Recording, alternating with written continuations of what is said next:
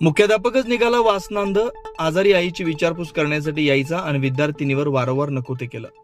इयत्ता 10वी पर्यंत शाळेत शिकलेल्या विद्यार्थिनीच्या आईच्या आजारपणाचा गैरफायदा घेत मुख्याध्यापकानंच अत्याचार केल्याची घटना समोर आली.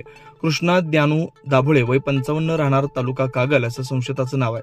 पीडित मुलगी अल्पवयीन असून तिच्या आईनं जुना राजवाडा पोलीस ठाण्यात दिलेल्या तक्रारीनंतर त्याला अटक झाली. न्यायालयाने संशयिताला 3 दिवसांची पोलीस कोठडी सुनावली. पोलिसांकडून मिळालेली माहिती अशी, पीडित मुलीची आई कोल्हापूर शहरात राहण्यास असून ती काही दिवसांपासून आजारी असल्यानं मुलगी कोल्हापुरात परतलेली होती. त्यानंतर संशयितानं तिच्या आईच्या तब्येतीची विचारपूस करत संपर्क पुन्हा वाढवला. ऑगस्ट 2025 मध्ये पीडितेच्या घरी कोणी नसल्याचं पाहून तिच्यावर अत्याचार केला. त्याच्या मुलाचाही फ्लॅट शहरात असल्यानं पुन्हा 2 महिन्यांनी या फ्लॅटमध्ये पीडित मुलाला बोलावून पुन्हा अत्याचार केला. मुलीच्या वागण्यात झालेला बदल पाहून तिच्या आईनं विश्वासात घेत संवाद साधला.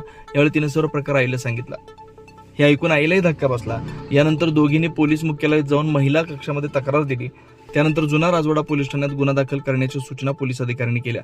संशयिताविरोधात बालकांवरील लैंगिक अत्याचारापासून प्रतिबंध अधिनियम तसेच अनुसूचित जाती जमाती अत्याचार प्रतिबंध अधिनियमांतर्गत गुन्हे नोंदवण्यात आले. संशयिताला मुरगुड येथून अटक करून आज न्यायालयात उभं करण्यात आलं. न्यायालयाने संशयिताला 3 दिवसांची कोठडी सुनावली. अधिक तपास पोलीस उपअधीक्षक प्रिया पाटील करतात.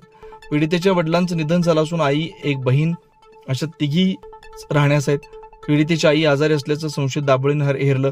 आधार देण्याचा बहाणा करून त्याने या कुटुंबाची जवळीक साधली. यानंतर मात्र त्याला शिक्षक म्हणून असलेल्या जबाबदारीचा विसर पडून आपल्याच विद्यार्थिनीला वासनांतीची शिकार बनवलं.